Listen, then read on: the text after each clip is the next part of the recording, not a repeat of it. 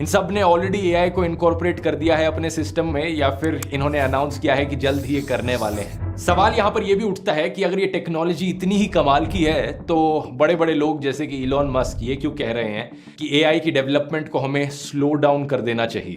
Musk and hundreds of influential names, including Apple co-founder Steve Wozniak, are calling for a pause in experiments, saying AI poses a dramatic risk to society unless there's proper oversight. I think we need to regulate AI safety, frankly, because it is, I think, actually a bigger risk to society than cars or planes or medicine. सबसे पहला खतरा jobs को लेकर है। लोगों को इस बात का डर है कि अगर एआई इतने सारे काम कर सकता है, इतने बढ़िया तरीके से लोगों से बेहतर कर सकता है, तो बहुत सारे लोगों की नौकरियां जाने वाली हैं। और ये बात सच है दोस्तों। इतिहास में आप देखोगे जब भी कोई नई टेक्नोलॉजी आई है, जॉब मार्केट पर उसका एक इम्पैक्ट जरूर पड़ा है। जब स्मार्टफोन्स आए तो लैंडलाइन टेलीफोन ऑपरेटर की जो नौकरियां थी सब गायब हो गई। जब गाड़ियां आई, घोड़ा गाड़ी चलाने की जो नौकरियां थी लोगों की ऑलमोस्ट खत्म हो गई। जब एटीएम्स आए, बैंक में जो बैंक टेलर्स की नौकरियां होती थी, जो कैश ट्रांजैक्शंस आपके करवाते थे, वो सारी नौकरियां भी बहुत तेजी से नीचे गिर गई। ऐसे ही ऑनलाइन वेबसाइट्स के आने से